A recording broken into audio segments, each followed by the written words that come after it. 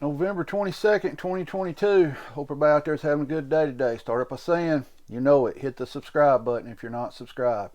I'll give you a little update about the deer we got last night and what happened.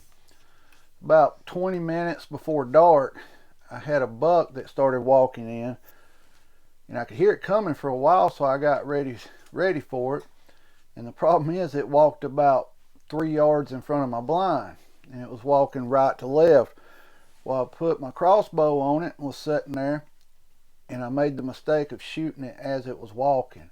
But when I shot it, the arrow hit it and the deer let out its roar sound, and as it did that, it turned all the way. It jumped up in there, done a backflip, landed on his head, and started back the way it came. But when it did that, I could see my arrow sticking out the other side, or bolt if you want to call it that. Now, I backed out, called my son, and then we went in and started tracking it. Couldn't find my arrow, but about 60 yards from where I shot him on the trail, my arrow fell out, or broke out, I should say. Here's the bolt or arrow. You can see the broadhead, what it did to it. I'm not sure if it broke the arms on it as it went in or when it come out the other side. It broke the end off. You can still see that right there. To give you a comparison, this is a 20-inch bolt or arrow. That right there is how much that was still left inside the deer. But as we were tracking it, we could hear it walking. Back up a little further, after I shot it, it took off running, and about 60 yards it stopped and just started walking off. Well, I first thought that's a gut shot, because that's sometimes how they'll do. They'll hunch their back up and walk off, where they'll run a little bit and then start walking. Well, this deer started walking off.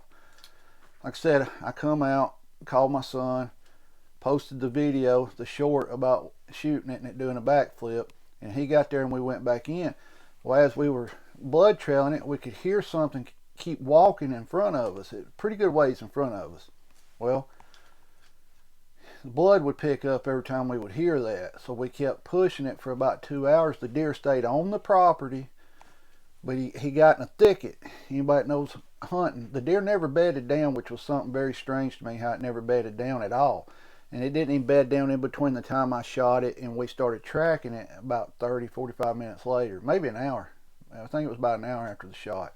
It was dark then, but we decided to keep pushing it because, with it bleeding, the blood trail would get better as we was pushing it. Now, this deer's in a thicket where we're shining lights. You can't really see inside the thicket, but you can hear him walking, and we would go to where he was walking. It'd be a good blood trail, and then you would hear him start moving somewhere else. Well, this went on for about 2 to 3 hours last night, and I decided to pull out, and we went back in this morning. Well, this morning when we went in there, I figured, number one, we would find them laying dead in the pine, or not a pine thicket, it's a briar thicket. That's what it is. It's just solid briars. You can't really get through it. I figured we'd find them dead in there, and plus it was raining this morning, so we went ahead and went in. We circled the thicket and everything, and what wound up happening with this deer, more than likely, it come out of the thicket and went onto property that we don't have permission to be on, that we can't track onto that property. Some people will go ahead and track the deer anyways, like, I don't care, I'm going to go on that property, but we try not to do that. We try to contact landowners or something like that, if we need to go on their property to be able to track a deer or recover a deer. But unfortunately, this property is owned by some big company in Birmingham. It's actually for sale. It's 100 acres and they're wanting over $1 million for it. But needless to say, we don't have permission to track onto that property, so we stopped. So that deer is either on that property dead, or it's on the property, surviving. I'm not sure. Of course, we're going to keep watching, unfortunately for buzzards, crows, things like that, and we'll keep trying to find the deer. We've got trail cameras up everywhere where if it shows back up, we'll know it. But it's just one of them things, hunting. It happens. I've never in my life seen a deer do a backflip from an arrow shot. This deer done a complete somersault, landed on his head. It was bad to say, but it's kind of amazing to see an animal do it. I didn't know they could do that.